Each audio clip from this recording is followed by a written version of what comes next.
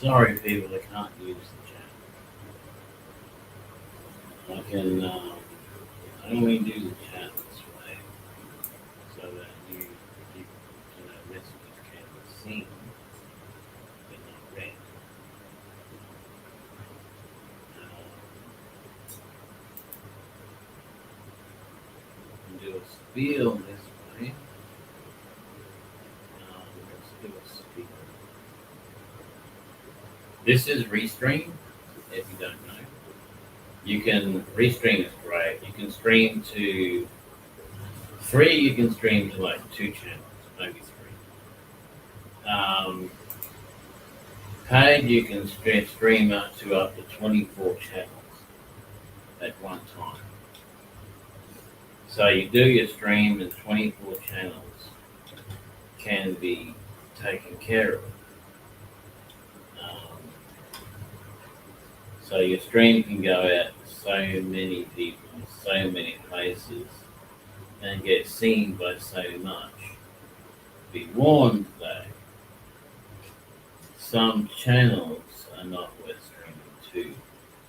So, because some of them are dating channels and others are just garbage.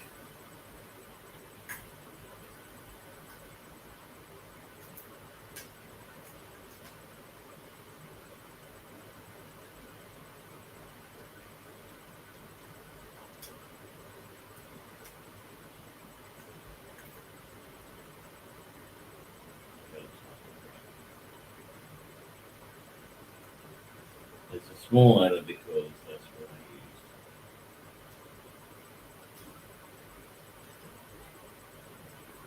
use. We are Facebook. No, we're not you.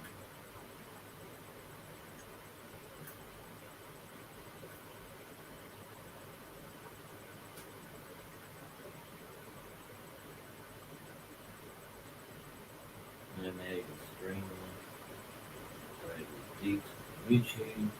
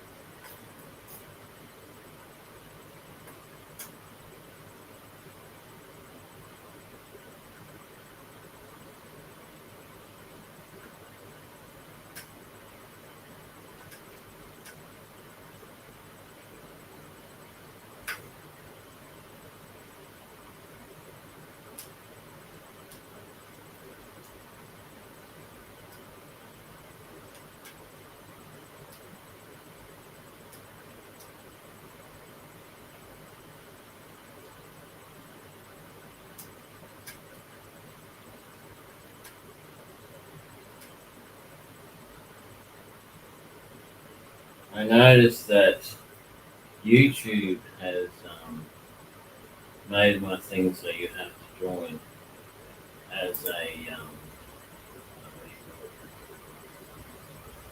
as a thing.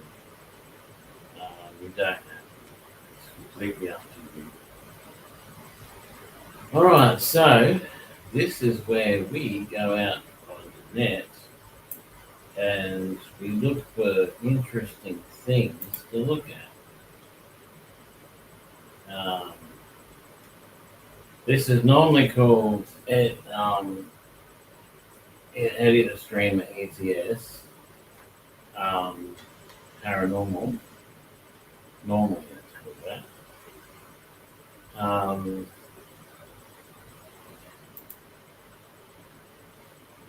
Normally it's EddieTheStreamer paranormal, but it's become like a bit of more of a mixture of different things, like paranormal, just normal, funny, weird, really strange stuff. So, hey, look, I'm live. That's me. Yeah. I started showing drone videos again.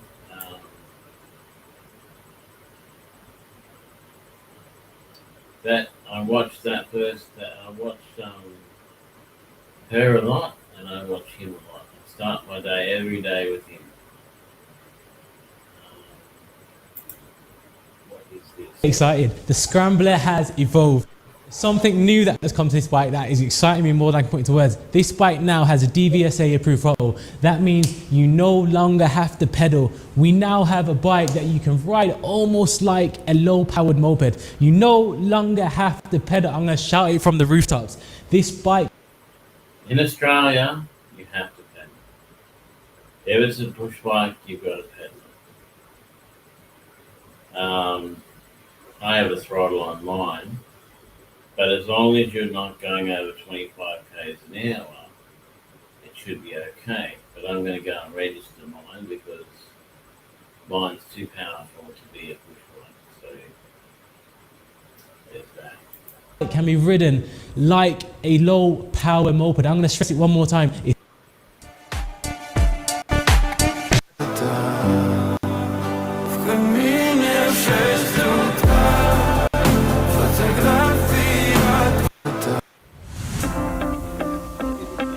Imagine entertaining here in this stunning waterfront home.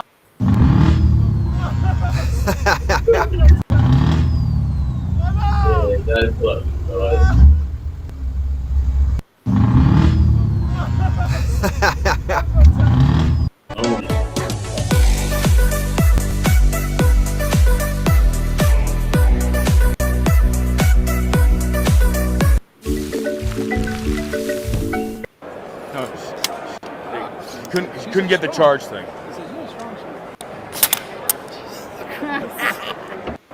No. The way you get the telling on me.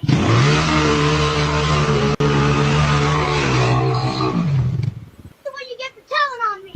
Met the editor ring camera in Northridge caught this gray pickup blasting through what. That kid is not allowed on an e-bike at all. Actually, I think he was on a motorbike, which you can hear it. So, a 3-year-old or a 10-year-old can ride a motorbike, but can't ride an e-bike. Think about that for a minute. Legally, on the road. You can ride an e-bike off the road. If you're not keeping up with Tom, he's just let his cows into the pumpkin patch side of the farm. I really hope he doesn't lose that place. Increased range. Oh, that's the church. Making progress. Where's the good stuff?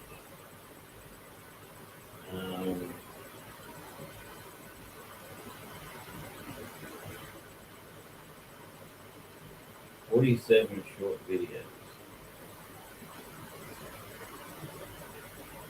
E-bike safety, that's not safe at all. That's why they're cracking down on e-bikes. That's why they're stopping everyone from riding it. Because you have to be 16 at least to ride an e-bike. And it can only be 250 watts. These people, these kids are under 16, riding bikes that are 4,000 kilowatts and all this sort of stuff. Now, if they went the speed limit and they stuck to the legal stuff, they'd be fine.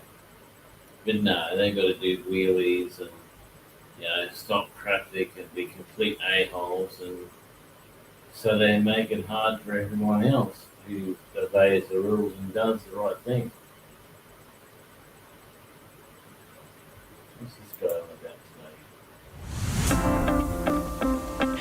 today? Imagine entertaining here in this. I'm on the wrong channel. Let me change channels. Sorry.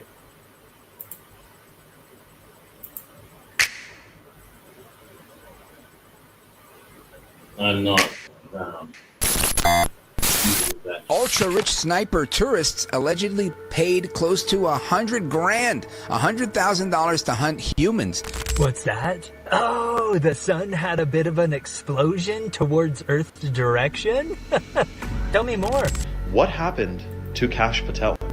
Because no normal person does this at a press briefing when they know the cameras are rolling, unless they can't control themselves.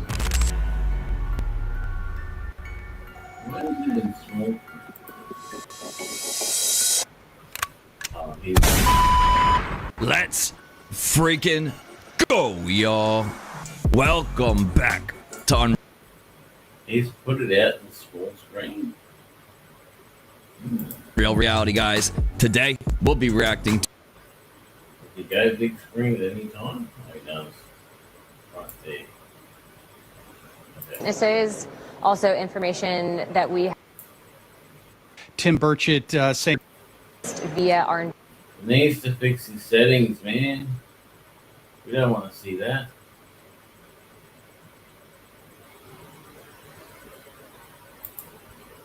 It's at port being traced by a helicopter. That is really strange.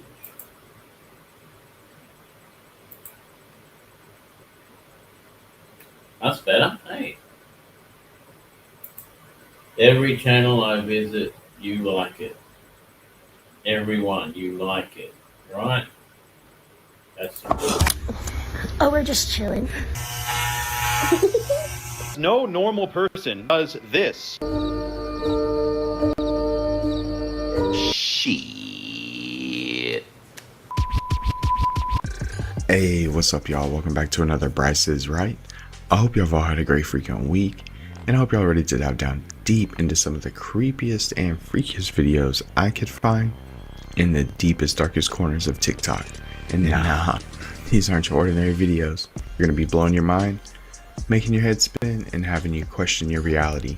But of course, before we get started, let's go ahead and smash that like button, subscribe if you haven't, so you don't miss out on any future content, and please leave your thoughts in the comments below and let us know what's up. I would subscribe, but I'm already subscribed, so I can't subscribe again. So, yeah. And other than that, we'll go ahead and dive right in, y'all. Let's get it. What do we got here? Oh. Was that little sleepies? That dog is a gangster. Dang. Hey, Jack. Have that The dog's like, what are you doing to me, Mom? to make me some blueberry pancakes. Right now. It's pretty funny. Seen these? These are star holes from Poland. Why are they weird? Because they twist on the way in. This would be hard in wood, but these are in granite. And they're ancient. Now try searching this. Google's AI will beat you to the punch and say this is not evidence for advanced technology. That is dumb. Star holes are older than the Egyptians.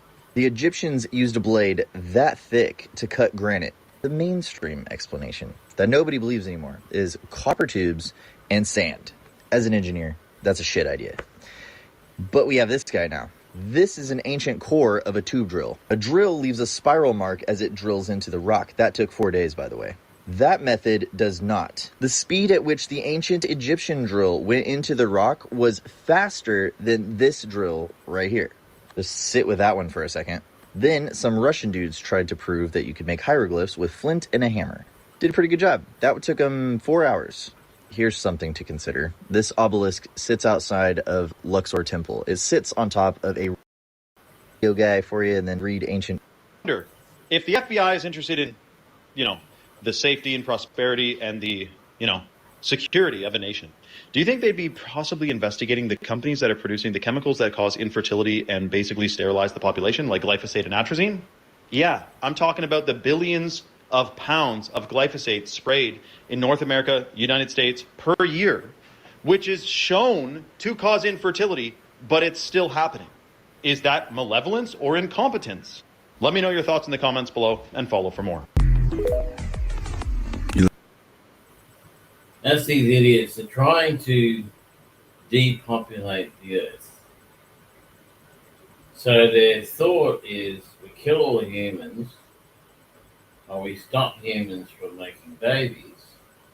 Thus, we're not going to have, there's not going to be any humans on the world. We're going to be the only humans in the entire world. The problem is that they're human too. So what, they're going to kill themselves because they want to be the only humans on the entire earth? Looks geeked out, in my opinion. I mean, geeked out. How is that? Oh, hell no.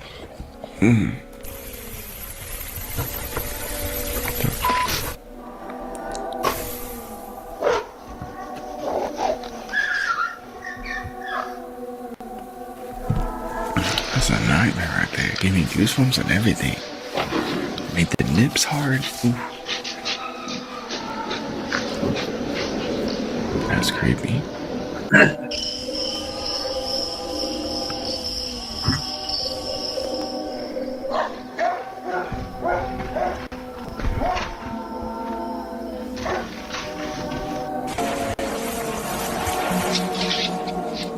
Those are so creepy looking.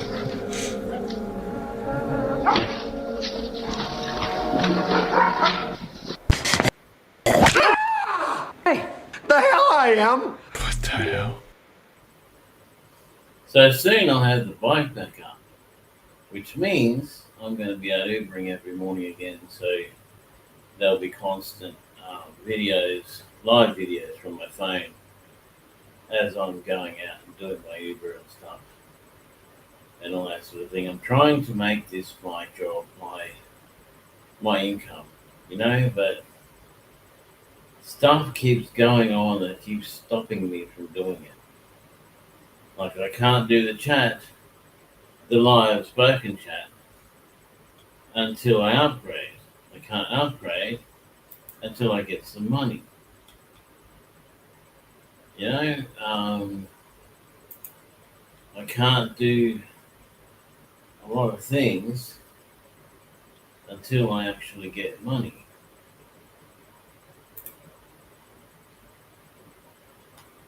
Sorry, I'm having an issue again.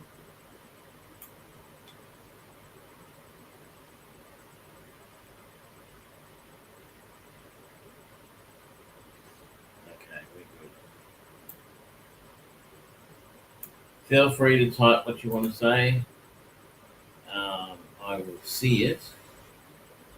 I always have it on the voice one, so I don't have to look at the screen, because I find myself watching the screen and not paying attention to the stream. Okay, so, and I can't read the screen over there, so that's what I do. That's freaking weird. You guys say what you want about Craftsman and their drop in quality. Sonar imagery, and just overall waiting for the completion of all their research on this new continent we didn't know about. Now, it's new to us, but of course it's an old continent that's been around for actually millions of years.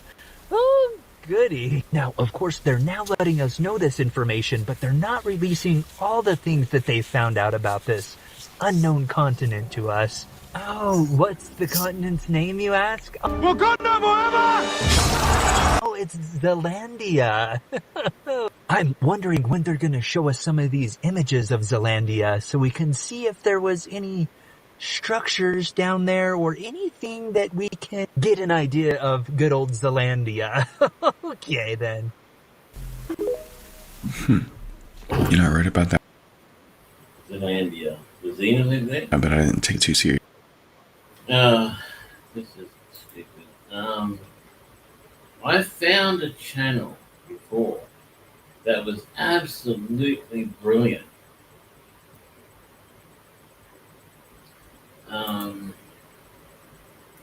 He was brilliant because what you find is a lot of these channels just regurgitate the same stuff over and over and over to ad nauseum, you know, and you end up with just all this crap. The same crap all the time. I like different stuff. So let's have a look at some Neo 2 stuff.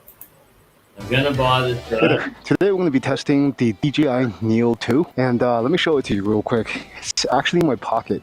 For my use case, which is riding a very fast electric skateboard, the DJI Neo 1 could not keep up. There are many problems with the DJI Neo 1 that I hope the DJI Neo 2 will be able to fix. So today we'll be testing the DJI Neo 2 while I'm riding the X-Way Atlas V2 electric skateboard. This electric skateboard is very, very fast, so you have to have a very capable drone in order to follow it. Downsides of the DJI Neo 1 and why I sold it. The first thing is video quality. When I use it in any of my footage, immediately tell the drop.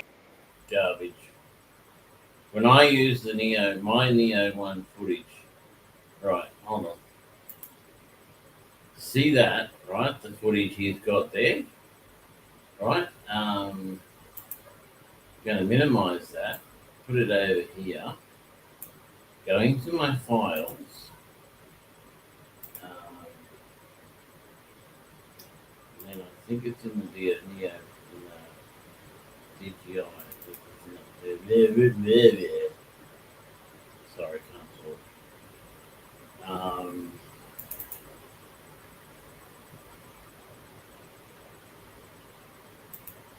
That is the raw footage from my DJI 1.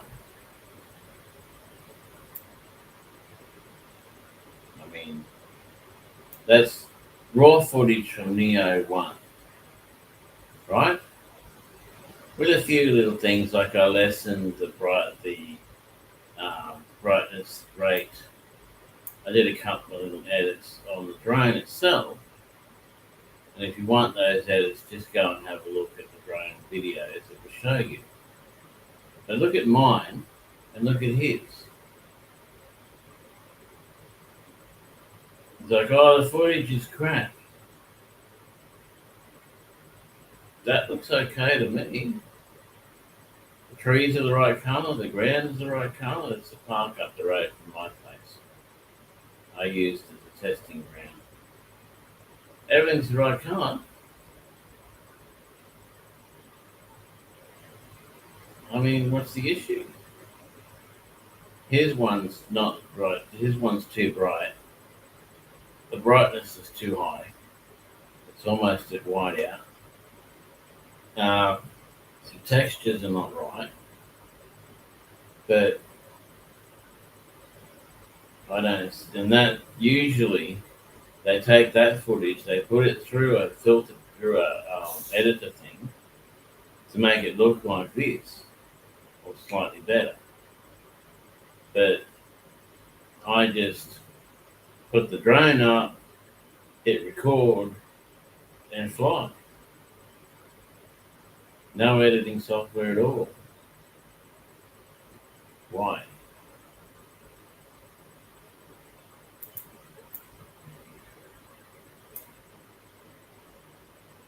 In quality and the drop in color. It took me quite a while to try to color grade it. It's just not working.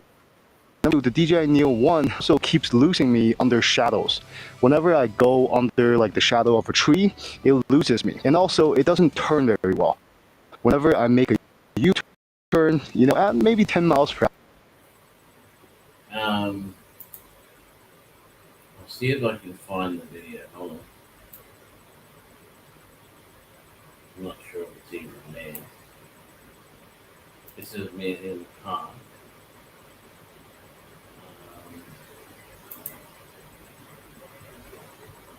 No, I don't want that. I want the files. What was this?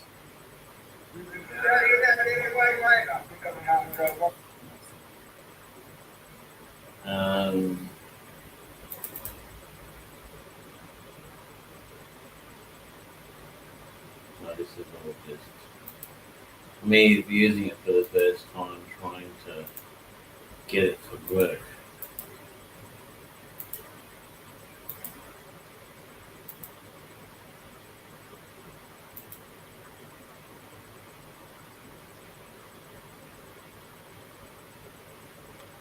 There is a video. I've got a video of me. It does lose you at times, but as you keep using it, it gets better and better. Right? So I was on my bike. I was doing 30 k's an hour, and it was following along, no problem at all. Didn't have an issue. I even went out into the cars on the road, and I'm riding along with the cars beside me, flying past, and it's cruising along, no problem at all. Didn't even have a worry.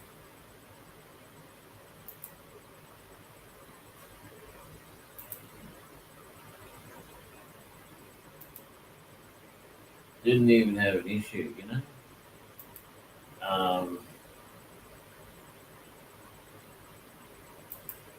Where the hell are they? See, I'm using the phone controller there. I found the phone controller is okay, but it's not good. The phone controller is not good at all. Where's the one where I'm on the bike?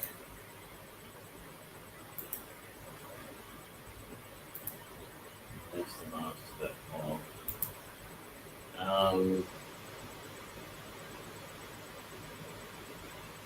That's that whole file.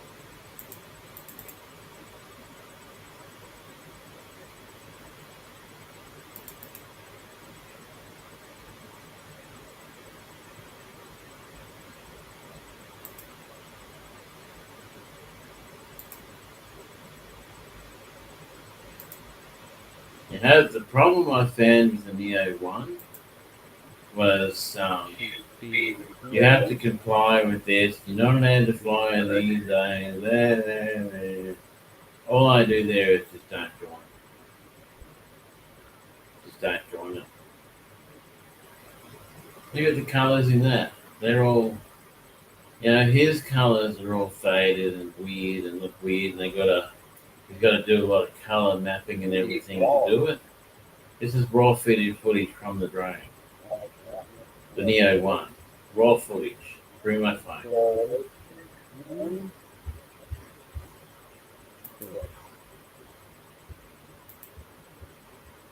I was going to do another thing there, but oh, hold on. Here's a follow video.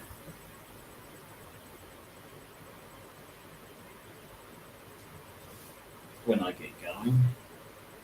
This is my old bike.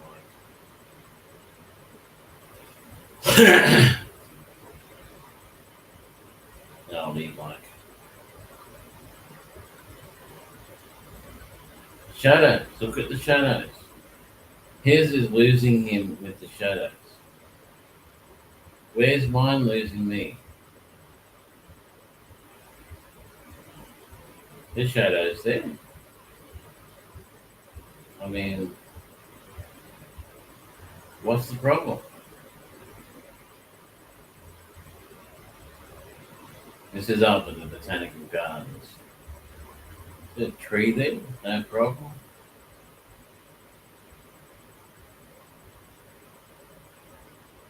I thought there'd be a problem with this big leaf. No, gotta scream past it. Doesn't even bother.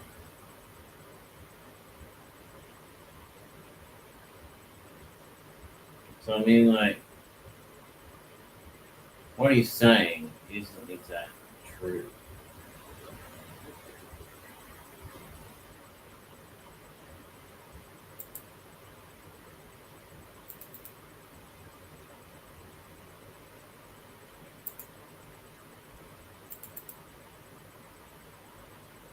The one in the graveyard was awesome. I did a bit of FPV here. I was going to keep going, but this group of people turned up and can't fly around that many people. So, no, right in the way. People have always got to be in the way.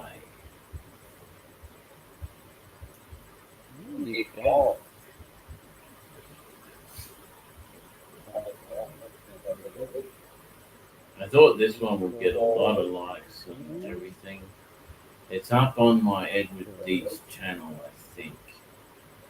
You might have to search for it on the page.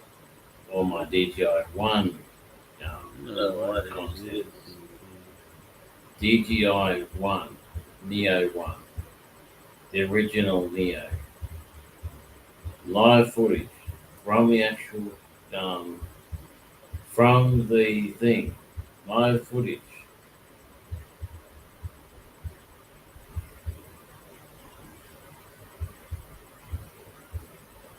You know, it took me a few guys to line that up.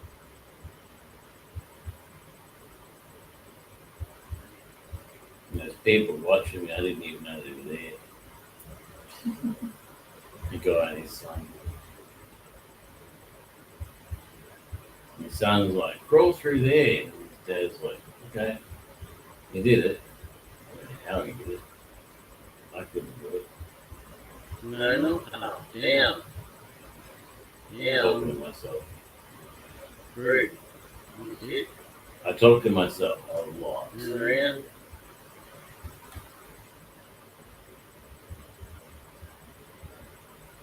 So he got his dad to crawl through, not that one, the tunnel. The tunnel, that one over there with the rings on it. His dad crawled through there. And he was not a small fellow either. Then though,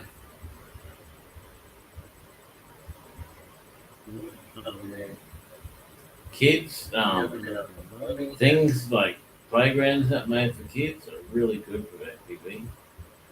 Really good. Anyway, let's get back to what we're doing. If you want to watch that, go to Edward Deeds.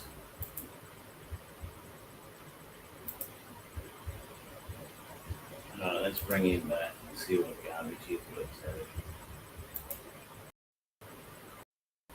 Power, it just loses. Or if I ride in circles, the DJI Neo it just stutters when it tries to track me. I really don't like that as well. In general, the DJI Neo 1 is also very slow. Whenever I go a little bit faster, it doesn't do very well. So with that in mind, let's try the DJI Neo 2 and see if it has improved. Now let's give it a test. First, I'm going to turn on the drone and connect it to the DJI app. You don't need to connect to the app at all. You can just take it out of your pocket and have it track you directly. And by the way, I got this drone in China. It was shipped to me. Drone started in Chinese, but as soon as it connected to my English version of the app, it just started speaking English.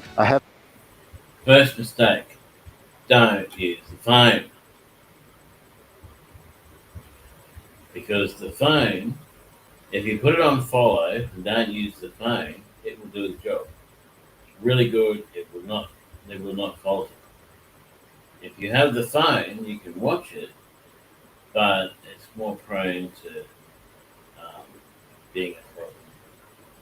It's set to front. Distance is medium. Height is flat. Start button is right here. So we're just going to click that. Front. Follow. 3, 2, 1. Okay, we're gonna go that way. Moving forward, let's go. Okay, it's correcting itself. I'm at a medium distance. Let's turn. Let's make a turn over here. One thing the Neo 2 has on the Neo 1 is way better video and imaging. It's 4K 16 or 32 frames per minute. Whereas the Neo 1 is, it can do 4K, but it's better at the lower ones. The drone recalculates that trajectory, that new trajectory that I'm going. That is very, very impressive. So far, none of the small drones are able to do this. I just think this is so cool. All right, I'm gonna make a U-turn, 180 U-turn. Here we go.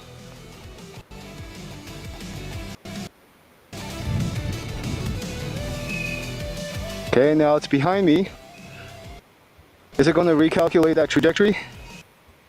Increase the height to high? One thing you got to remember with the DJI Neo 2, you have to have it on cycle. If you have it on normal, won't do the job really well. If you have it on cycle, it'll more than do the job. Where does it get to the speed test? It's supposed to go 50, I'm not sure if it's miles, something like that. But it goes way faster than I could ever move, so.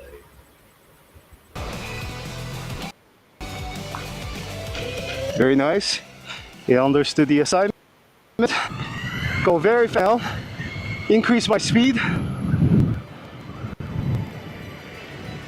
Okay. Oh no! Oh, it just hit the tree. Oh, it's right here. Okay. Head-on collision. Look at this. And all the guards did his job. 2, 1. Woo! Ah, still flying, baby. All right, nice. Track me up. What I like about the Neos is they're pretty much indestructible. If you watch this guy's film, don't know if he has any up to date. There's this guy, he runs it into walls, drops it from an aircraft, just does his most to destroy it. And he can't. You just cannot destroy it.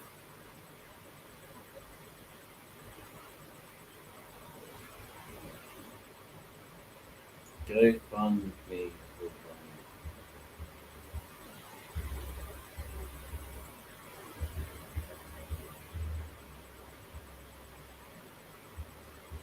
If you want to see more of this kind of content, or more of what I do, then subscribe, like, donate if you wish. The new DJI Neo Active Track looks flawless in the promo videos, but what happened when you put it on a real bike, in a real forest, with real obstacles? It recorded a tree crash that wasn't even its own, landed itself on top of a hail bale, and came within centimeters of my face. Left.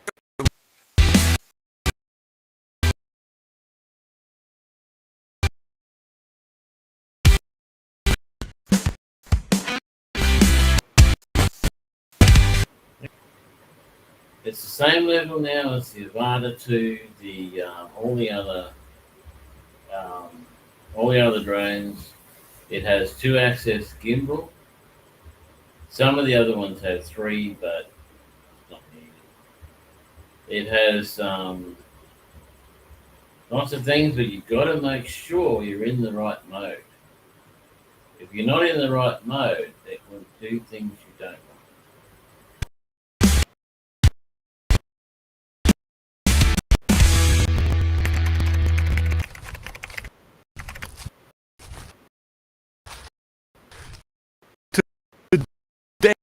Today we're testing the DJI Neo 2 Active Track and obstacle avoidances on a real bike ride. Hi guys, welcome back to our drone channel. Oh my God. I don't bother with any of the cars and stuff, you know. Some guys go into like micro depths of setting up stuff. I like things that just work. Forest trades, sparks everywhere, and constantly changing light. Way into blue hour. And instead of engineering a perfect test environment, I simply rode and let the Neo 2 deal with whatever came. This is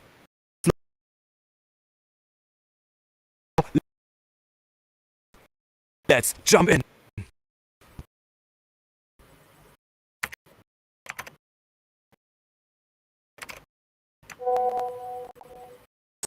I can be and run the to behave exactly quickly holds a consistent distance and doesn't drift left or right. Even with small light changes from scattered trees or clouds, the camera and tracking stay stable. This is one of the advantages of the Neo 2's compact design. It's light, it's responsive, and those prop guards make close passes a lot less risky. Interesting, a wider forest path, more bushes, overhanging branches, sunlight flickering through the trees. This is the drones start to wobble or lose their clean line. The Neo 2 though reads the environment well. You'll see a few micro corrections here and there, but it keeps the track with a tracking with just explanation. No menu walkthrough, no practice run, and even in mixed terrain, trees on one side, open field on the other. The Neo 2 followed her reliably.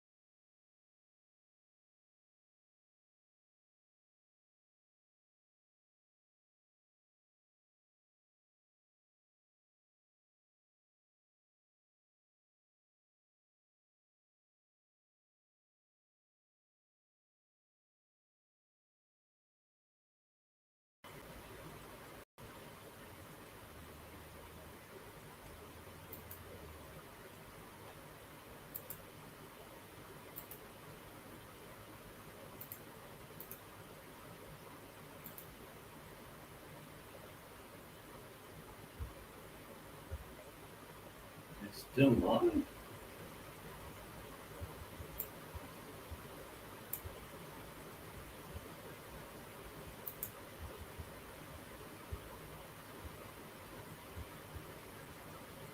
Says it's still live, so hopefully it's still live.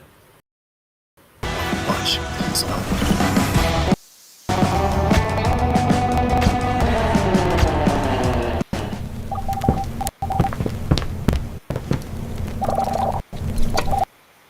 Sorry, people. Bit of a glitch or something, man.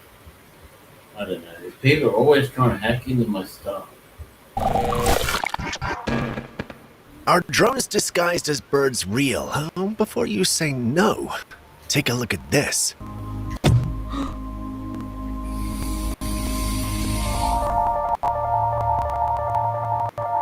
When this clip popped up months ago, many individuals in the community believed it was legit. Some doubted it, though, leading to many debates. Today, Rick Ross has added his voice to the debate, not just sharing an opinion, but video evidence that these things might be real after all. They've been real for ages. Pigeons, insect flies, all kinds of things flying around with cameras in them.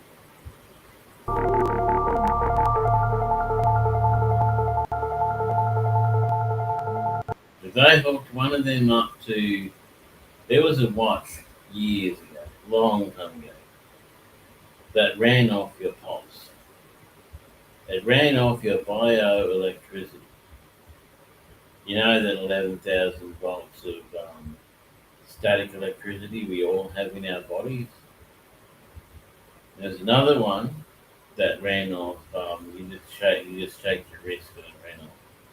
It ran off that. If they put that in a bird in a drone, vibration would recharge the battery. They could go forever. According to Rick, he started to notice birds showing up at his place of abode in South Africa every now and then. They'd hover from afar while staring in the direction of his building. Whenever he started paying attention to them, they'd duck and go out of sight, only to return some few minutes later. He filmed some of these instances, which is what you're seeing now. He's even asked to be left alone in one of the clips. Listen to him. You know, they got the drones that look like birds. I know I'm a powerful person and I'm in the mother. You want to get one of those net cannons, line it up, and shoot them. Shoot them with a net cannon. It will capture them, and then you can investigate them. But y'all could get the fake drones look like birds from over here. It just dipped and it came back. Y'all tell me, is it a drone or is it a bird? Y'all tell me. I know I'm handsome. I know, but is that a drone or a bird? You tell me, guys. Yeah, weird, huh? Some think he's overreacting and that he's probably just seeing the falcons that live in the area. Some also mentioned it was a normal bird behavior.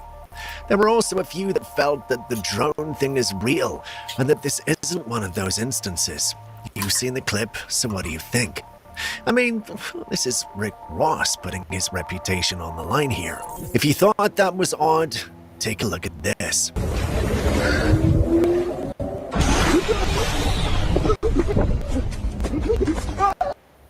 What the heck was that?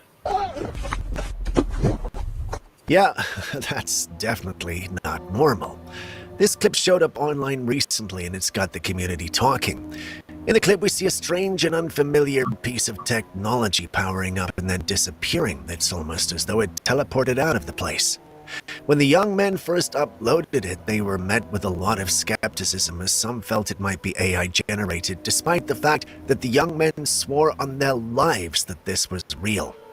The conversation surrounding the topic started to die down until another clip showed up from a second witness.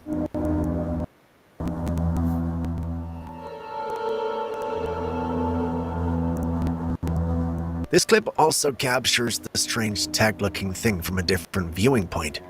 While some took this to mean the thing really exists, some felt the second video was more AI than it was authentic. Take a look at the second clip. I can understand why they'd think that. It has this unnatural feel to it without any reflections, but then again, it could just be me overthinking due to the many opinions I've... It could be. The military is trying so hard. The government's trying so hard to convince us that we're going to be under alien attack, which is Project Bluebeam if you go and look it up. So they're creating all these incredible aircraft and things that, tech things, to convince us that aliens are real. Now, I'm not saying that they're not real. I'm just saying that they've been here for hundreds of years, and we're only seeing a lot of them now because the government wants us all to believe that when they stage an alien attack, that we're being attacked by aliens. And so the whole world has to pull together and fight the aliens. So, read. But you guys have seen it too now, so tell me what you think.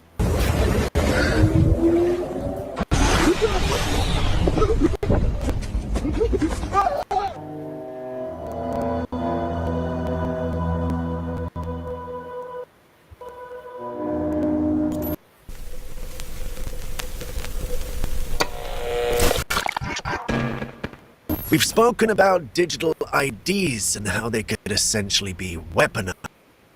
Some of you were skeptical, but it's already here. And guess who's being used to introduce it? Apple. Their new digital ID system is being marked as the next level of convenience. Really? Future where license, travel documents, and personal identity all live in 1980 something, they were going to come out with a card. Now, this card would have every little bit of information on you in it. The idea was that you carry this card, right? Now, if you're traveling between cities or countries, you flash the card and you're good. It's your identity, your medical records, everything about you. When you were born, where you were born, who your parents are, the entire life information that you have, everything on this card, right? That was going to then be an NFID chip. So that because it was going to be a chip and implanted in your hand or your head, which the Bible says,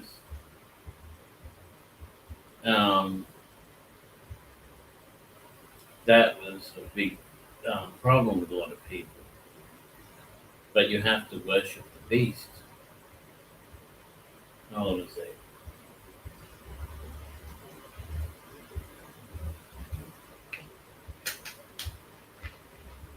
Give me a second. I'm having a bit of a snack.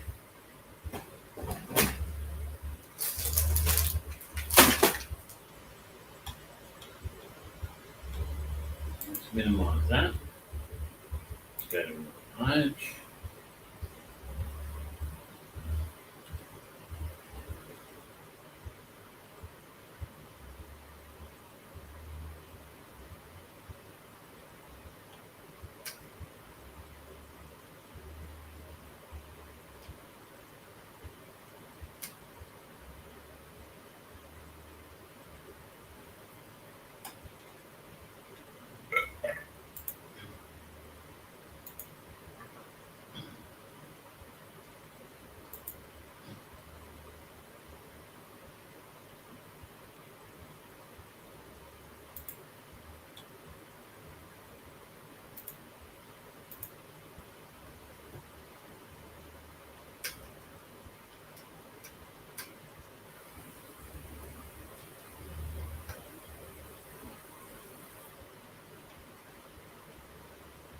And the first went and horde. That's not it.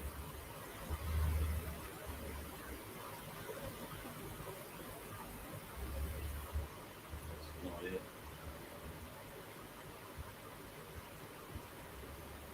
Replace it.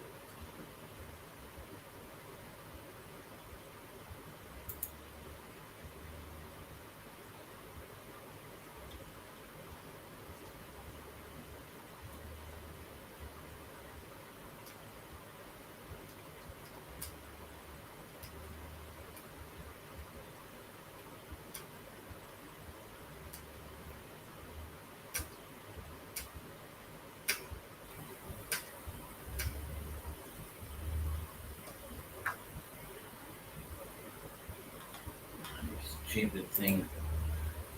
Don't even know the verses of the Bible you're looking at.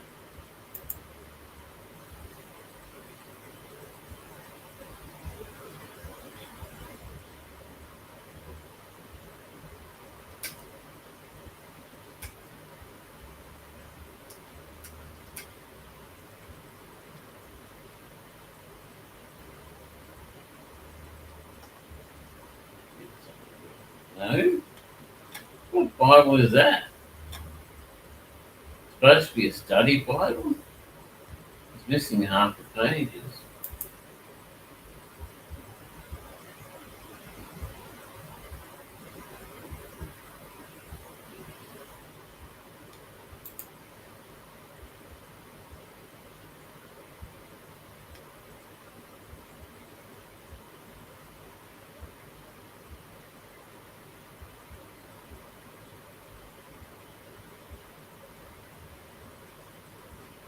I don't know which chapter it is.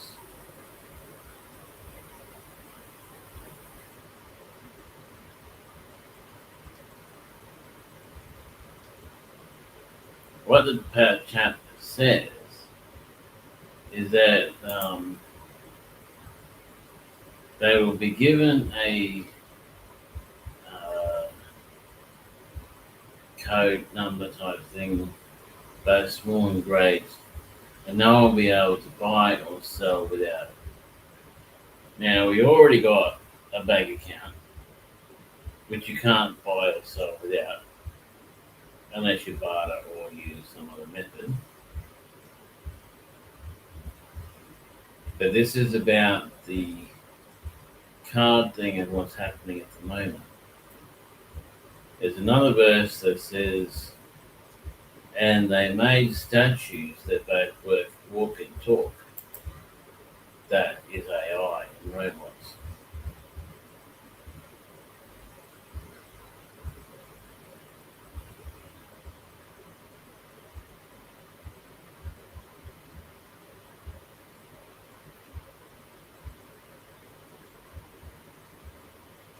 Ten heads, 10 horns.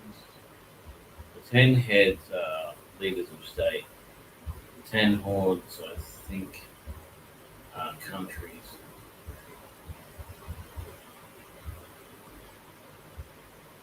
That's the devil out.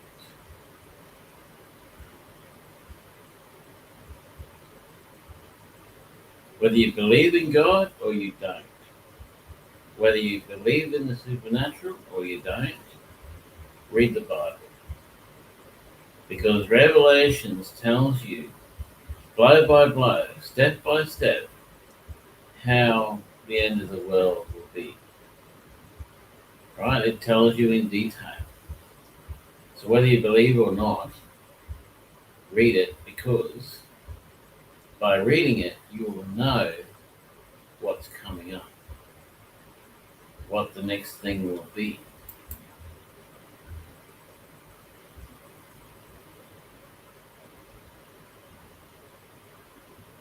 Saw a beast rise up out of the sea, having 7 heads and 10 horns, and upon the horns were 10 crowns. So from all this, the theory is that Russia and China are going to band together, and all those countries between Russia and China are going to become Russia or China. So that's the theory. The actual, I'm not sure. Sort of leopard, worship the dragon, get power of the beast, worship the beast, saying who is not the beast, get the mouth to speak. And there was a given unto him a mouth, speaking great things in back to him. And power was given unto him to continue forth 2 months. See, it tells you that's going to happen, but it's only going to be for 2 months.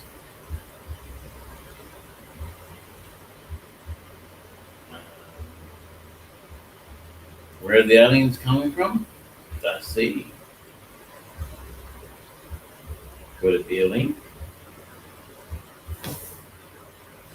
And all dwelling worshipped him, blah, blah, blah. Lamb was slain. The lamb being Jesus, or they had sacrificed a lamb. We don't need sacrifice anymore because Jesus was the final sacrifice. So, no need to sacrifice anything. This is like power, death, deceit, and dwelt on earth by beings,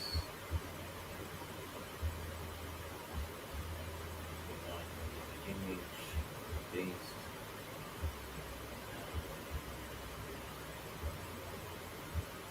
Casual and great, small and great, rich and poor, free and bound, to receive a mark in their hand or on their forehead. Right? That mark is what the NFID chip was supposed to be. And may still come to be. And no man might buy or sell, save he that has the mark, or the name of the beast. The beast being Satan, of course, one of his demons, or the number of his name, which is 636, not 666. See, 600, 3 score is 10, is 30, and 6. But if you ask anyone, they're like, oh, because of this, because of that, and it's long story, research, freaking roundabout, circular thingy, whatever, it's 6, but it's not. Because score is 10.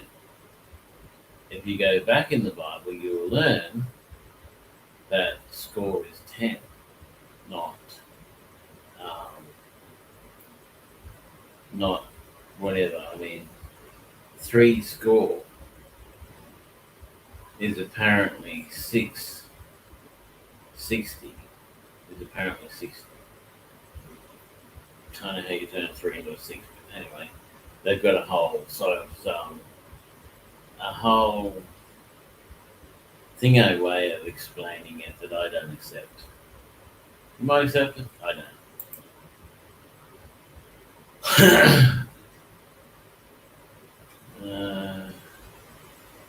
Mount of Zion.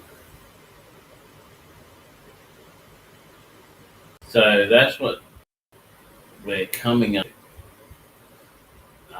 If this digital ID turns into the mark of the beast, that's where we're at. If it does not, then we're not there yet.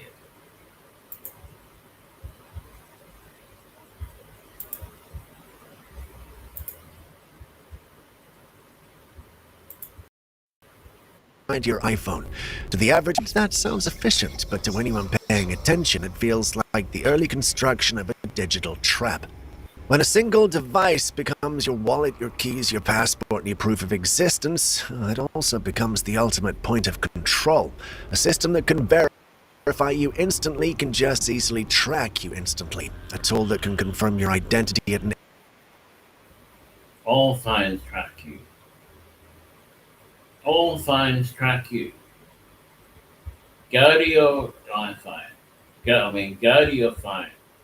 Any brand, any sort, any type. Go to Google. Type press. There's a section in Google, I think it's in settings or something. It will tell you everywhere you've been. Everywhere you've been for the last week, month, or year. It will show you a tracking thing of everywhere you've been. It already tracks you. Airport can deny it with the same ease. Apple speaks the language of privacy and seamless access, but critics hear something very different. A slow shift towards dependency, surveillance, and a world where saying no is no longer an option. Because once your identity moves into the digital space controlled by a corporation, it becomes something that can be paused, restricted, or quietly manipulated. This is the part they never highlight. I don't know about you, but this worries me a bit.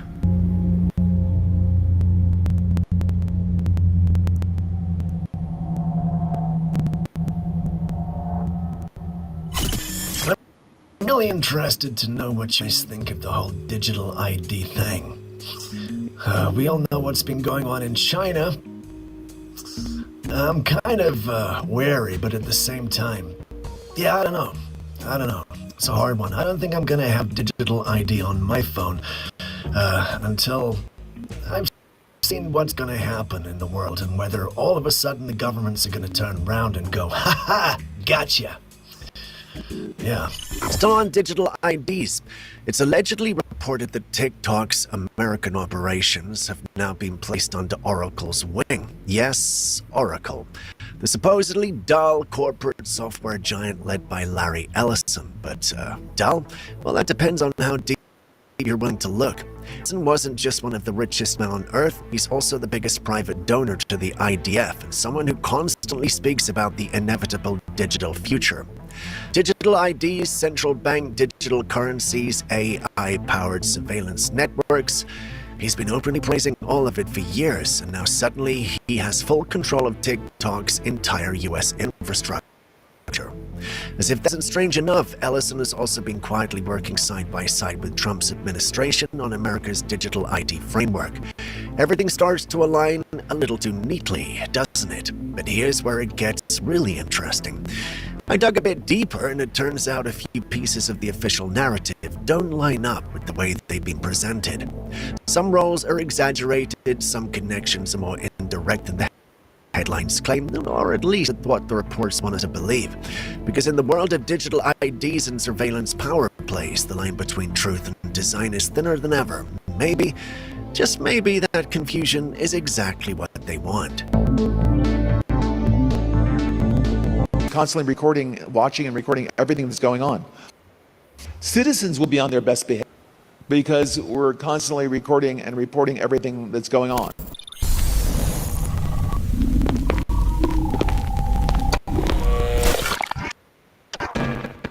Watch this clip. Wait, I know. What? I know. How is that? I don't know. Did you notice anything weird? No? Well, let's back up it. So what you are seeing is basically surveillance footage from a shop. We're not told where the shop is, but only that the salesperson felt she'd seen someone take something they hadn't paid for. She went to the surveillance to double check, and that's when she noticed the clip you saw earlier. If you pay attention to the clip now, you see different individuals standing in the shop moving around. There's a large mirror there that shows everyone's reflection, including those walking around. That, at least, is the case. Until the strange man in black passes in front of it.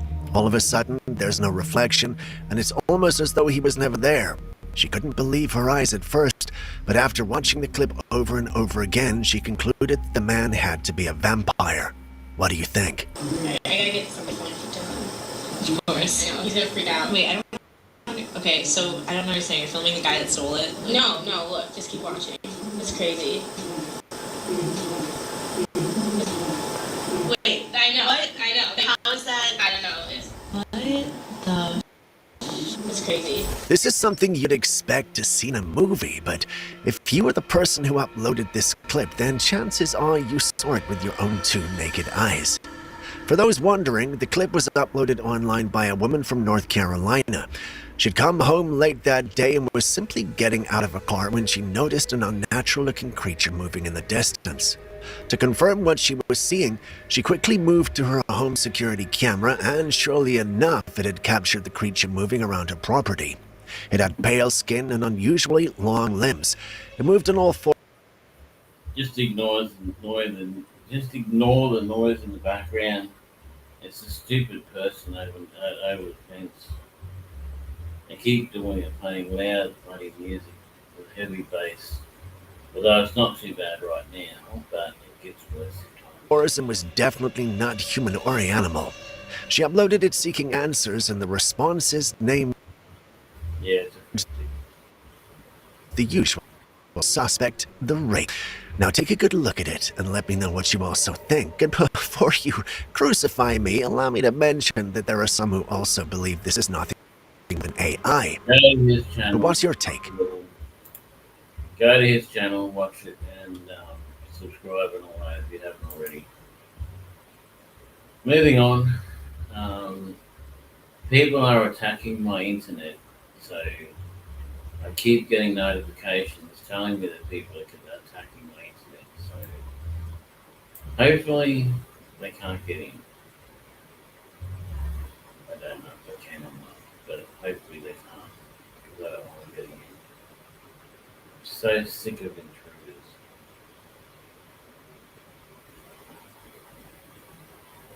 Because they get in and they take all the net, all of it. I pay for it and they take all of it.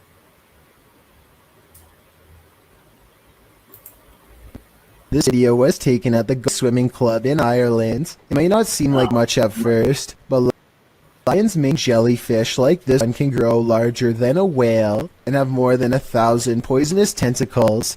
Each one can be over 100 feet long. In other words, it's one of the last creatures you'd want to ever see lurking in a public swimming area. Hundreds of these slow-moving monsters have been showing up on the west coast of Ireland, and no one knows why. Marine experts are completely baffled as to what could have changed in the... It's the currents. Sometimes they turn up here in Cairns. You find them at Palm Cove and places like that. Other times, because there's currents all over the world. So they travel the world in the currents. Also boats. Boats, when they dump their bilge water, they can dump them as well.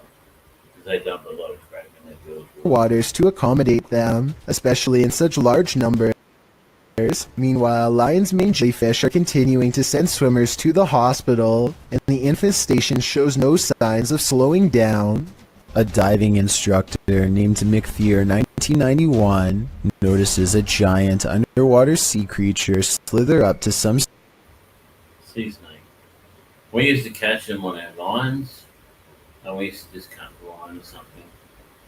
Never knew that was so freaking dangerous. students under his watch. Their backs are turned and there's no way to scream or otherwise let him know, so the brave diver does what he has to do.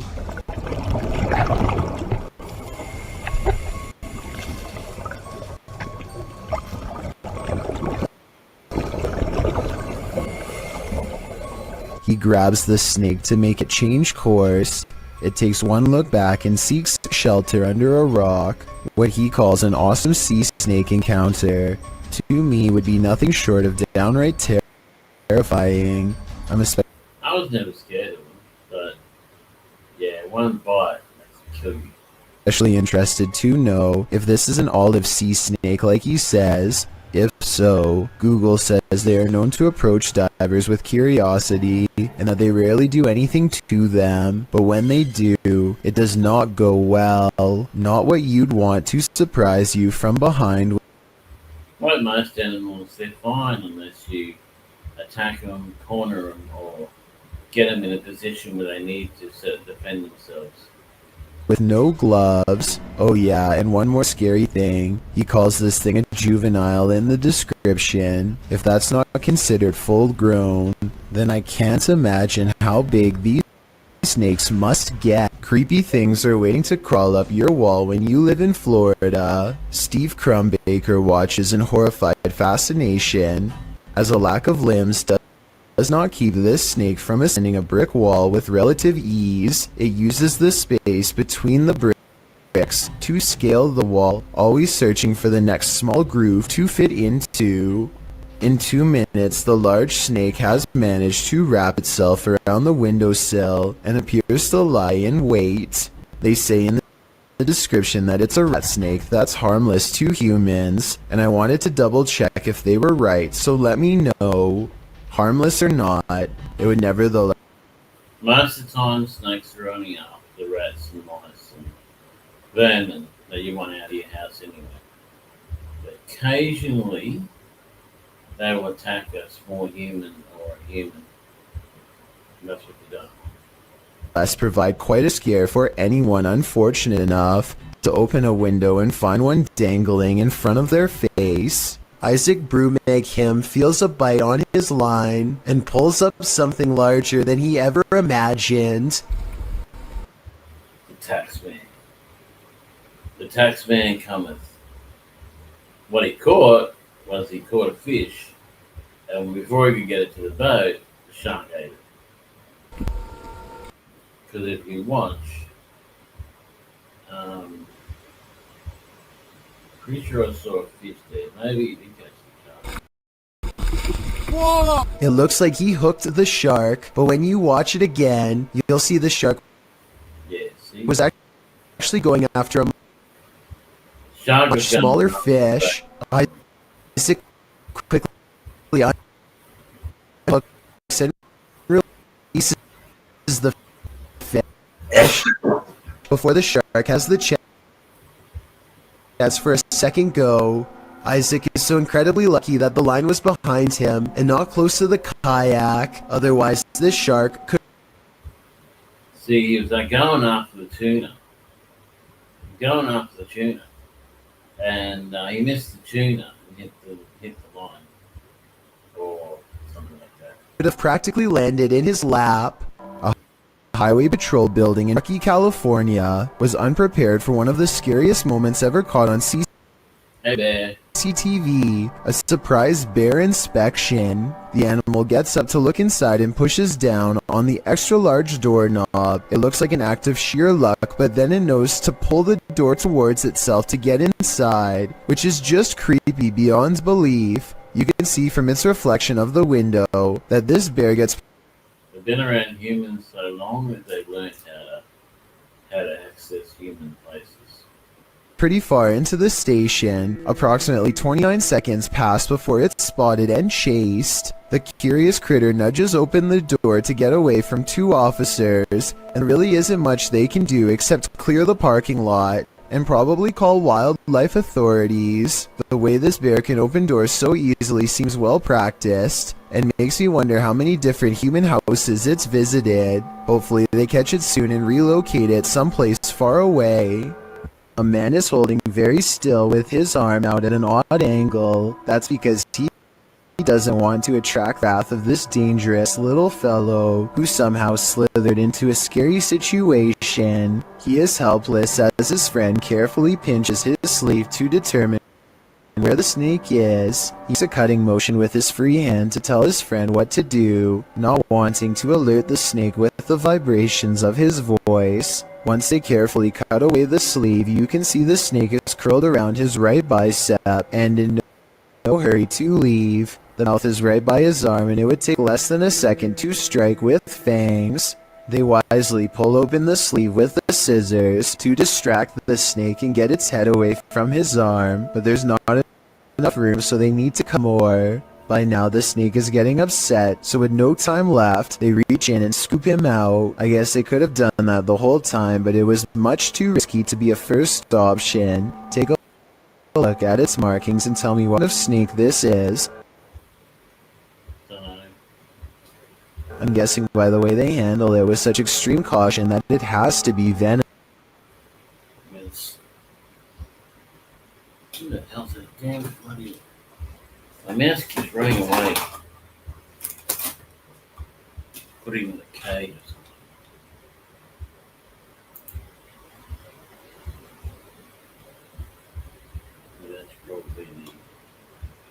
Huh?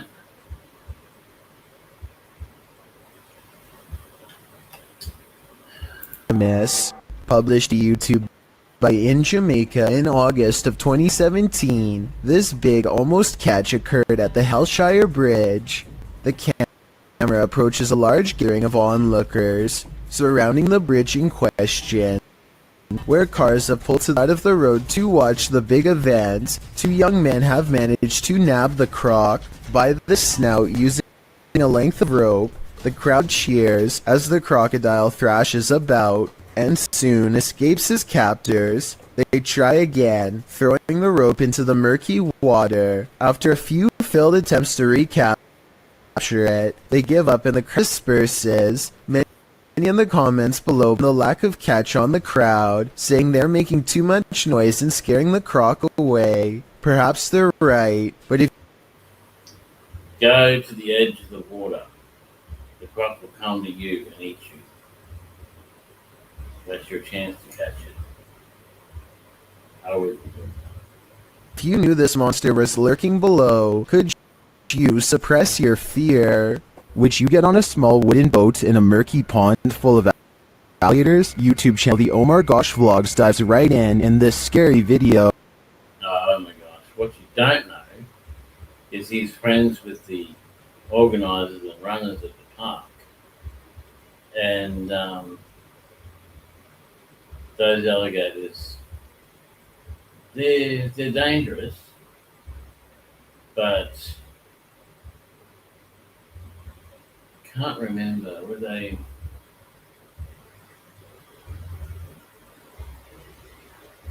I don't remember whether they trained them for certain things or completely escaped.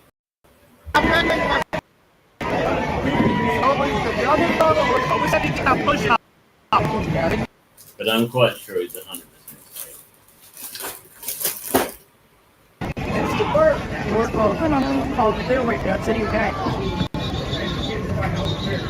Can you see the gator in the water drifting toward them?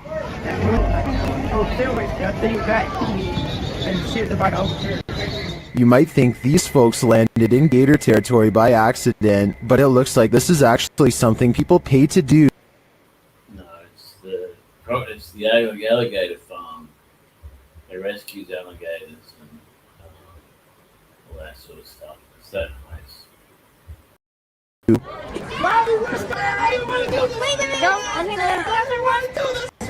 Guys, there's tons of outdoor. Hello, one person. Don't forget to comment, like, subscribe.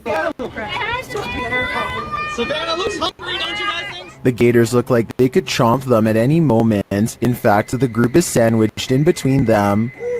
Look at these guys here. They're so crazy. Getting followed by alligator. Break it in half, George. Oh my god. What do you think? Would you pay money to be gator bait? Me neither. Gator bait, hoo-ha. Fisherman's Chronicles gets a catch while kayaking in the San Francisco Bay, but you'll never guess what he's caught on camera, or rather, what's caught him. Oh my, that's a fish on. That's a fish on. Oh my, this is a big fish on. I got a big fish on. Oh, this is halibut. It's for sure a keeper. He thinks he's hooked a halibut, but it's much worse than that. A stingray. It's Never pick a stingray up like that. Never. That is very dangerous. There is a breed of stingray that you can do that with because it doesn't have a spine on the back. But most stingrays have a spine on the back and a spine on the tail. You don't want to be anywhere near it. Its whipping tail is like a serrated needle that will mess you up in seconds flat. He has to get the hook out of its mouth fast while avoiding the tail. Wow, look at, got a good view of that. This guy's trying to sting me. Nothing new for They don't have venom. They don't have any kind of poison. What they do have is a barbed spike that gets coated in all the crap from the ocean, all the garbage from the ocean, right? So when that spike goes into you, that triggers your body and it's severe pain. The only cure is really boiling, like almost boiling hot water. That kills the bacteria, and you need a course of antibiotics to finish killing the bacteria because it's the bacteria that kill you. For him, he's caught hundreds of them before, but I guess everyone can make a mistake.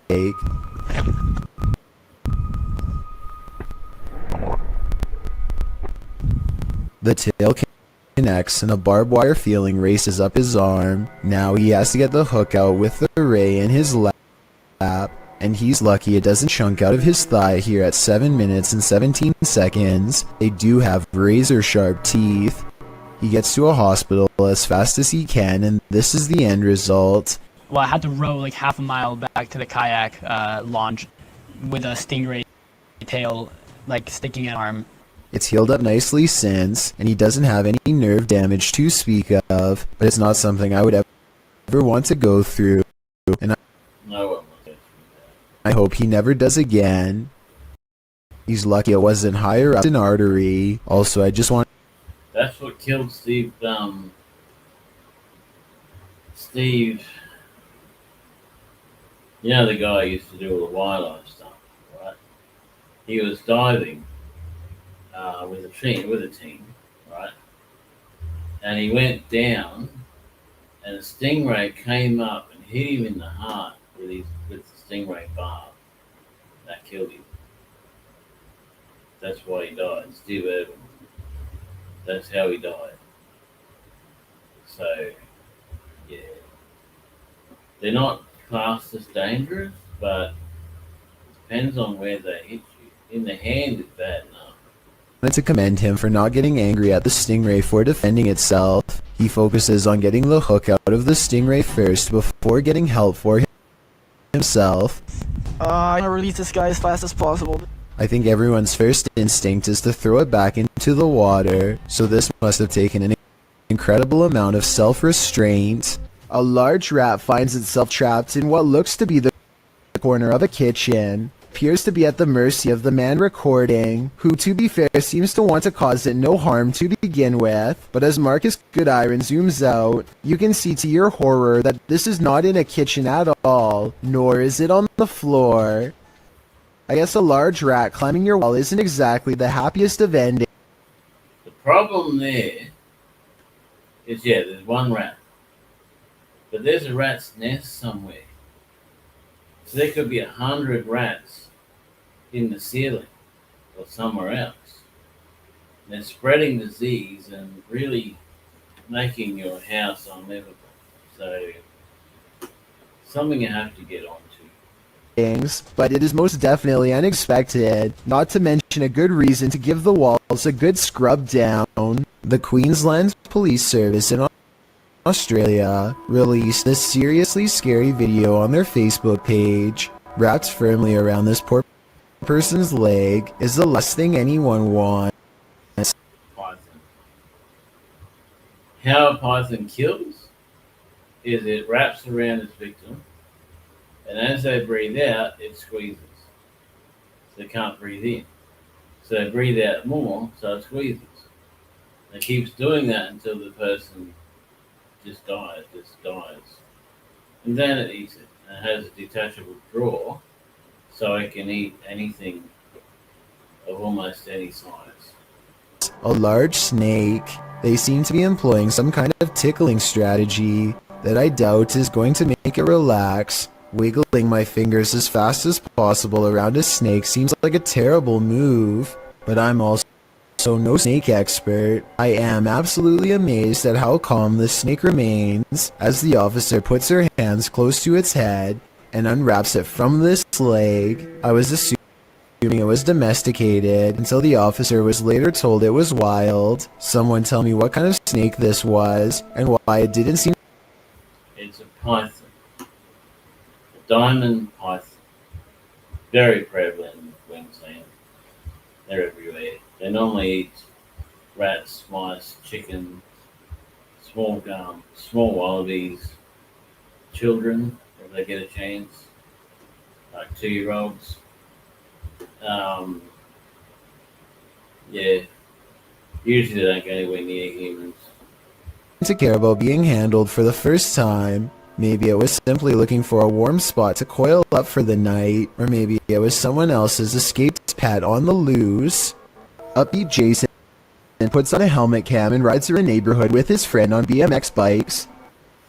The video is mostly a nice view of the countryside until he comes across some neighbors with aggressive dogs and no leash. Jason tries to get past. Yeah, my dog won't hurt anyone. I won't even bother putting it on a leash. It's safe. Why would you put it on a leash? Past them instead of taking another way around, and suddenly finds himself flanked on both sides. Ah! There, go fast! A dog lunges straight at Jason, jaws snapping. I don't think they make any contact, but I can tell by the sound of their bark that It's scary as hell.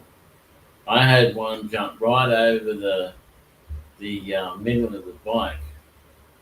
Then we were riding around the neighborhood, just being funny, doing stuff. Rode down the street, 4 dogs come racing out. One jumped over the middle of my bike. It missed me, luckily. Hit the ground past me. And people just, they're like, oh, they won't go out of the yard. Yeah, sure they won't.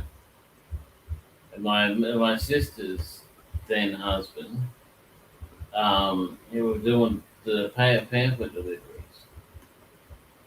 And he'd go down the street, or just walking or whatever. He'd go down the street and this dog would jump the fence, come out and attack him. And he went to the owner and he said, your dog keeps attacking me. Lock the damn thing up or put it on a chain. And he's like, the owner's like, nah, he'll never go out of the yard. It doesn't leave its yard, it's always in the yard. One day, she saw it jump the fence and attack you. And then police came and got put down and all that stuff. But don't do that. Keep your gates shut and locked. And if your dog knows how to get over the fence, put it on a chain or a leash or something. Protect your dog. It's going to get put down or hit by a car or something like that, so protect it. they are ready to attack. Clearly, they would have protected their territory if Jason stuck around, which he does not. See, a dog sees the territory as you think the dog sees the fence as their territory. No, they see all of this as their territory. They see the whole lot as their territory. So anything in that area, they will attack. So don't allow them to get out of the yard. Train your dogs. Can't think that enough. Train them. Take them and get good trainers to train them. Dogs don't train themselves at all. They will follow what you do. They will follow how you act, but they don't train themselves. You got to train them. If you don't train them, they'll end up getting shot by police, put down, or run over by a car, or who knows what. But just when he thinks he is a safe distance away, he's barking behind him and the chase is on again. And buy an e-bike. If you had an e-bike, you could hit the power, turn it up a bit, hit the power, and leave them behind. Although dogs do like to chase, so there is a chance they can catch you. Whenever I see a dog, I stop. Look it straight in the eyes and keep eye contact. And don't give it any reason to chase you.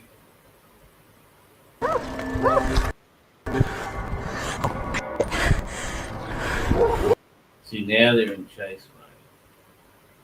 So their instinct is to chase, bring you down, and kill you. Because that's what wild dogs do. They and it's in domestic dogs as well. They might be domesticated, but they're still wild at heart. Well. Eventually, an adult picks them up and quickly puts their bike in the back of their truck before anything else happens. I really hope the two friends never bike past that house again. This giant snake is so long that it takes a full 20 seconds to record its full length, and when the camera person finally reaches the other end of the snake, they suddenly become prey. The reptile is already facing them and looks to have been waiting for them for the whole time. The camera person only has a few scant moments to let out our... That thing is get away from me. It's saying just get away from me.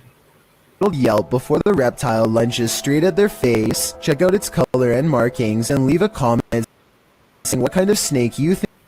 A tipicated python, I think. The Amazon. This is. I'm hoping we can figure out what part of the world this took place. Probably India. They're in a lot of different parts of the world. Place in, and if the snake was venomous, in which case I doubt this person survived.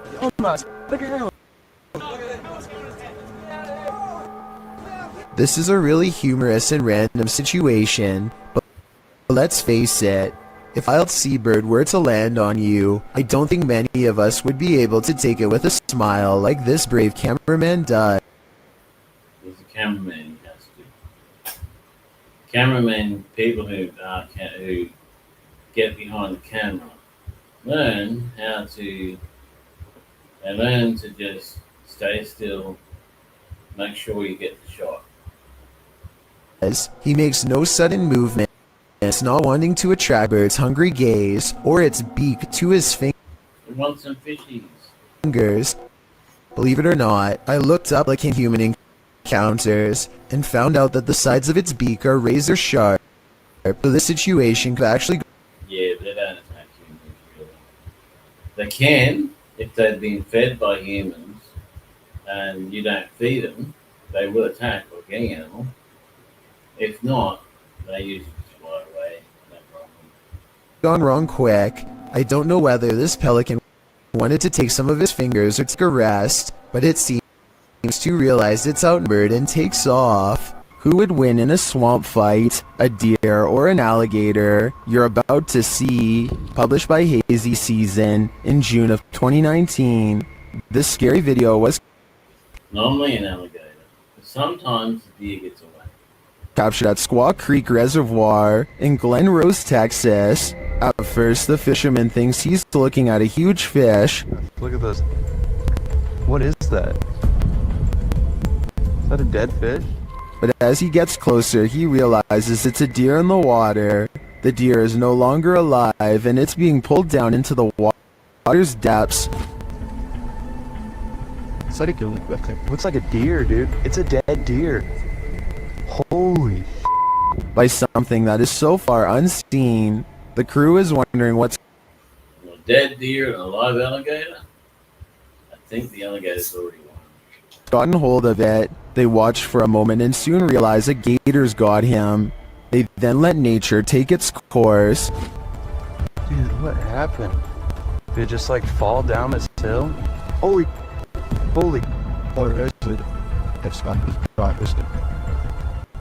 Although we probably all could have guessed the gator would win this battle, I'm sure we were all rooting for the underdog.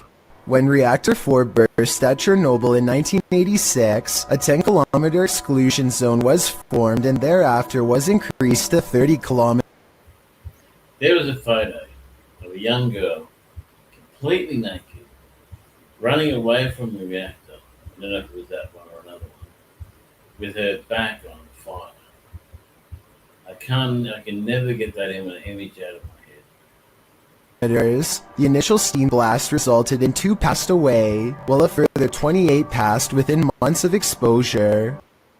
These numbers do not even touch upon the total passing toll caused by radiation, and they also don't touch upon the mutations in humans or animals in the area, which brings us to this footage published in March of 2014.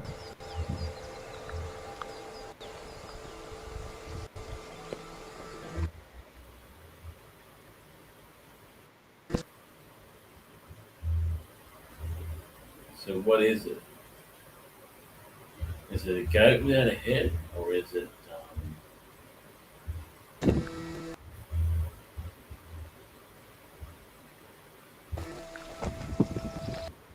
I can't make it out. The uploader states that the video is filmed at Chernobyl power plants. A close-up of an animal in the area appears to show a headless form on 4 legs running across railroad tracks. It almost looks like a headless deer. Some in the comments say that it looks like a large deer with the face of a rabbit, or a moose with a twisted neck, and still others say the creature appears as though its neck is deformed and bending towards the opposite side. Mutant or not, kinda makes you wonder what other nightmare creatures are. A nuclear blast, right? The bomb hits the ground. The initial blast goes outwards 200 miles or something, and then it comes back in to the original spot. Radiation lasts over 200 years, so that place is uninhabitable for over 200 years per square meter or something. Look it up. My sister's husband was Army, and he was telling us all about the ins and outs of nuclear blasts. So, Lurking in the area, a group of musician friends are jamming out in the woods in Oregon when a tiny creature suddenly attacks one of them in broad daylight. It's a bat! stop playing, it's terrible. I don't like your music. Holy Probably an insect bat that runs off what's that one? Sonar. Some of the bats don't have eyes. They run off sonar. So they get a vibration, they attack it. You know, like a bug or something like that. They go in and attack the bug or whatever that's making the vibration. It's playing a guitar or stringed instrument, which the bat is probably misreading as an insect. So probably why it attacked. The bat hits Derek on his shoulder with a dull thud and all of the instruments stop. Everyone watches in disbelief as the tiny creature climbs up his body, and Derek can even lift cold snout as it plants its tiny sharp teeth into his neck, just inches away from the jugular vein. And then it just bit me. It Maybe it's a vampire bat. latched onto his shoulder, then crawled up his neck. He throws the bat off and watches it fly into a tree, where it continues silently watching the far. They are freaked out at this point, but they think that it was just a freak occurrence and decide to play some more music. After the bat makes 2 more swipes at the man, however, his friend has had enough and shoots it with a BB gun. The group takes the bat corpse back to the local health department and has it tested. Sure enough, Derek had been bitten by a rabid bat. He had to get rabies shots for days afterwards.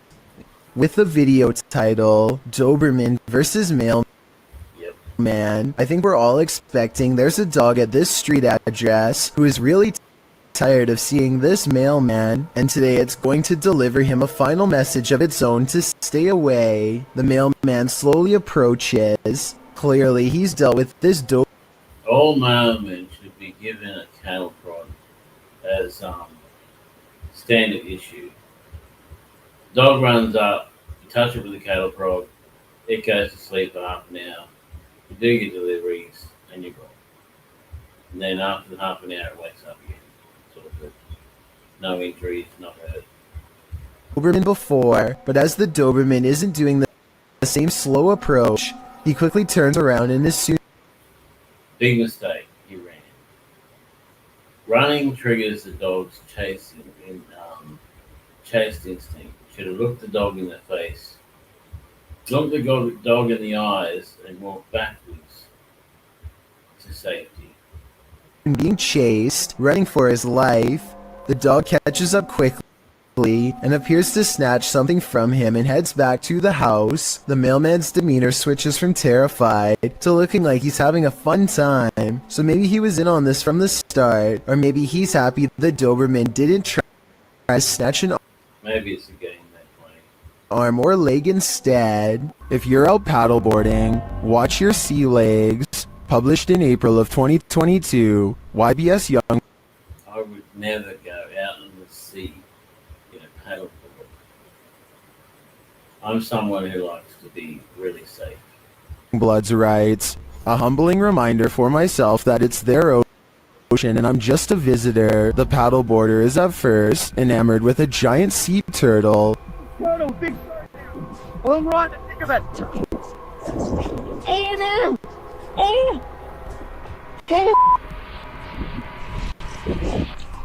But soon that excitement turns to panic. A huge shark is seen making his way over and passes below the man's board. When the shark does this, the last place you'd want to be right now is in the water.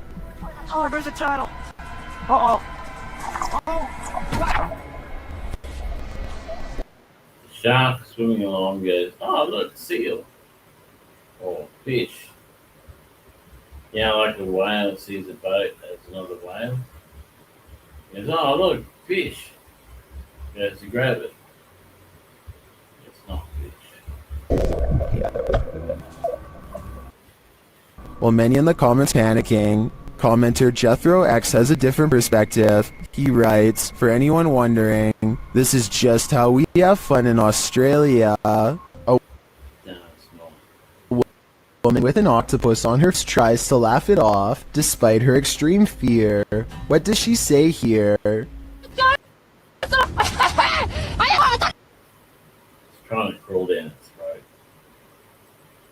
They eat octopus. Usually it's cool. It's mercifully hanging out of her mouth for now, but if it moves in any further, then it would be reaching down her throat. She is one wrong move away from having her oxygen cut off. Its tentacles squirm around her eye and across her tongue as she screams and pulls the creature free with one last burst of strength. Now imagine if that was her pussy. The octopus itself looks like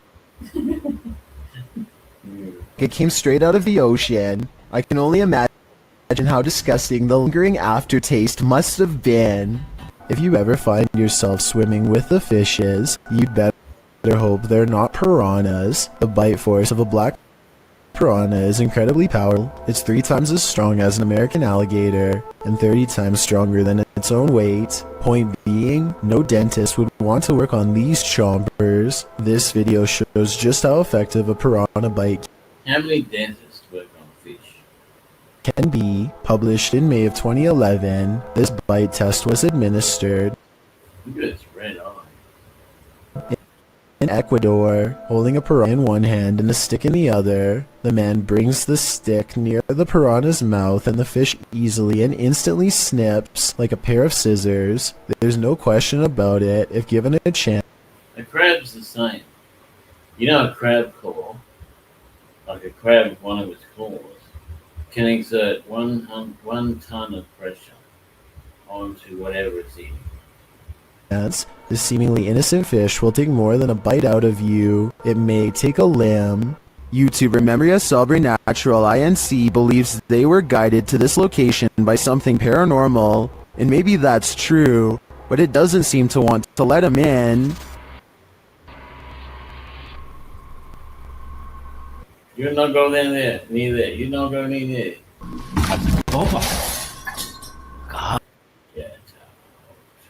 Cara, que é isso, mano? Cara, que é isso? At first it seems like something might just be pushed up against the door blocking it, but then you see movement. Watch the crack in the doorway.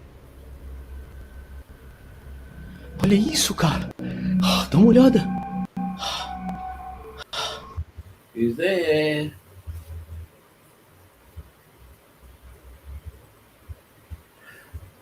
Yeah.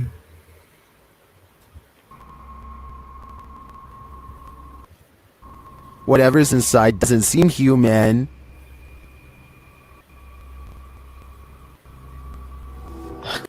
Cara, você é louco? Eu juro que eu tinha visto o demônio aqui agora, na hora que eu fui abrir a porta. Cara, meu coração foi a mil aqui, ó. Bom, pessoal, eu acho que... Phew, it's just a bull. Or is it? Bull? Maybe a bull. Bull?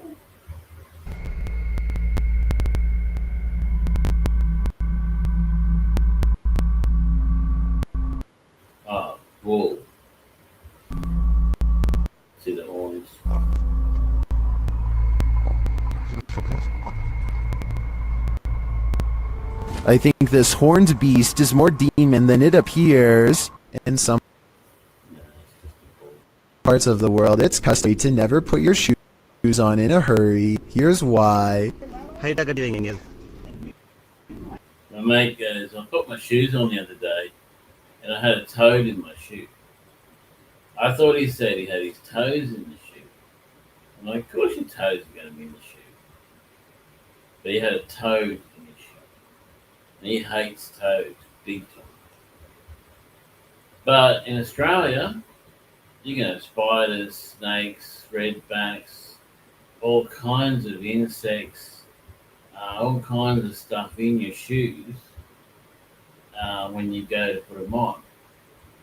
So what you do is you pick them up, you smack them against the wall or something to make sure that there's nothing in there, and then you put your foot in. So, perfect point with that. Yes. I'm going. Oh, look, it's a snake. That happens, especially out west. If you're out on the property or something, that happens.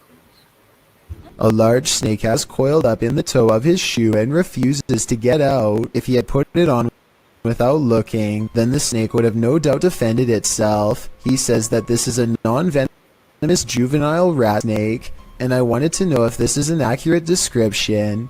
I see no bright markings, so I would say he's at least right about the non-venomous part. He gets it out using Long and skinny, probably a rat snake.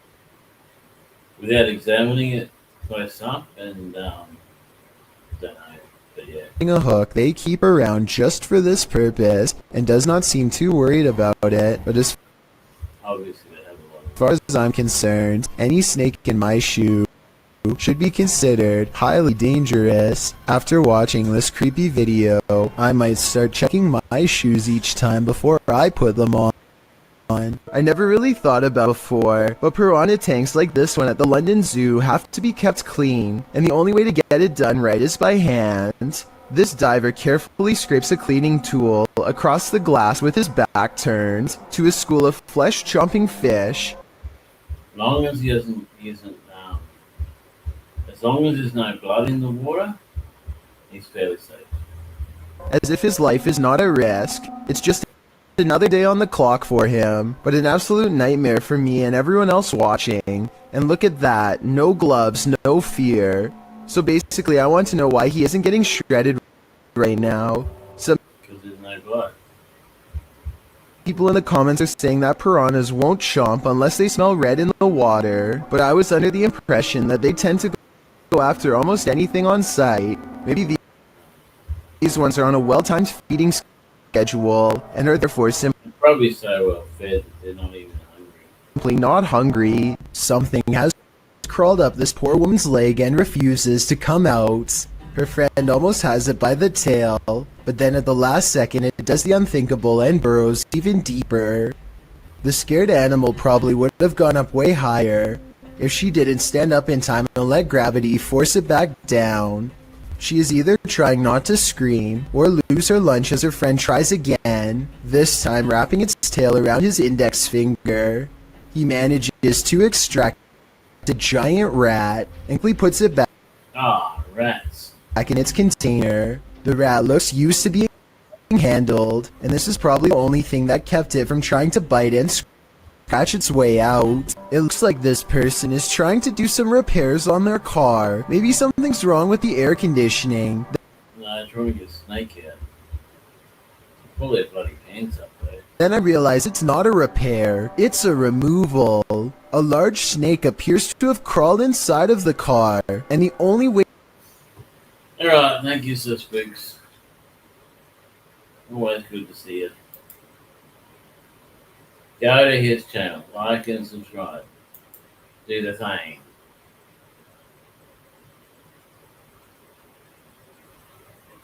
What the heck is that?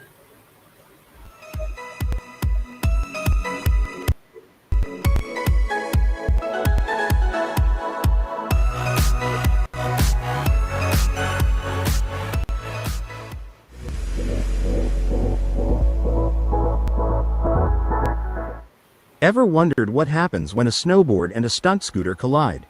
Meet the Erratic Snow Scoot, the ultimate winter ride that turns snowy slopes into your freestyle playground.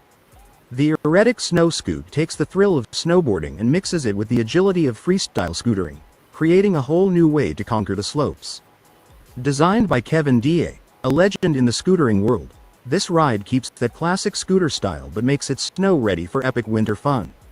Weighing just 4.9 kilograms, it's lightweight and easy to handle, perfect for beginners who want to bring their street tricks to the mountains. Built with durable 6061T6 aluminum and 4130 heat-treated chrome steel, Eagle isn't just about speed, it's designed for comfort and control. It features an ultra-performance coil shock system and an adjustable suspension with 130 millimeters of travel, giving you a smooth ride over rocks, dirt, and sills. The adjustable headlamp and smart display keep you ready for any condition, day or night. You'll also find thoughtful touches like a built-in seat and kickstand when you're ready to rest. With its sleek frame, advanced suspension, and unmatched range, the Kingsong S20 Eagle truly offers the best of both worlds: power and elegance on one wheel. Imagine gliding through the city with zero traffic, no gas stops, and freedom. Meet the scooter that's redefining urban rides, the Ninebot Kick Scooter Max G2. If you've been looking for the perfect electric scooter for city life, the Ninebot Kick Scooter Max G2 might just be your dream ride. It's fast, smooth, and built for long adventures. Powered by a strong 1000-watt rear motor, it can hit speeds up to 22 miles per hour, perfect for zipping through traffic or cruising downtown. One of the best things about this scooter? The range. You can travel up to 43 miles on a single charge, so you won't have to worry about constantly plugging in. The Max G2 also comes with a front hydraulic suspension and dual rear springs, which means your ride stays comfortable even on bumpy roads. Safety hasn't been overlooked either. The traction control system keeps you stable on wet streets, while the 10-inch self-healing tires conceal small punctures on their own. Plus, it's packed with smart touches, built-in turn signals, a loud electric horn, and Apple's Find My tracking so you'll never lose it. At around $899 to $999, the Max G2 offers city riders a premium blend of performance, comfort, and safety, all in one sleek package. Ever seen a bike with no hubs? Meet the Revo Hubless e-bike, a futuristic ride that's smarter, sleeker, and more secure than anything you've ever pedaled. The Revo Hubless e-bike isn't just another electric bike, it's a vision of the future on two wheels. With its bold, minimalist design and striking hubless wheels, this e-bike instantly grabs attention wherever it goes. The magic lies in its engineering. The wheels in on a bearing that circles the stationary rim, giving it a smooth, futuristic look while keeping it design. Car caddy is easy to maneuver, even in confined spaces. Its adjustable push pads and variable speed control ensure smooth and controlled vehicle movement, reducing manual effort and minimizing potential damage. This efficiency makes it a safer and more convenient alternative to traditional methods of vehicle relocation. Pricing for the Car Caddy electric car push varies based on the model and features, typically ranging between 25-inch wheel to the 12-inch rear wheels, was carefully chosen to give the best performance and workout possible. What makes it really stand out? It's built to work your entire body, upper and lower. That means you're not just riding, you're actively training while enjoying the outdoors. It's the perfect combo of art, science, and fitness, a reflection of Bochishin for staying active and thinking outside the box. Whether you're Okay, people, that's it. Join me tomorrow for more of whatever I can find. Okay? Laters.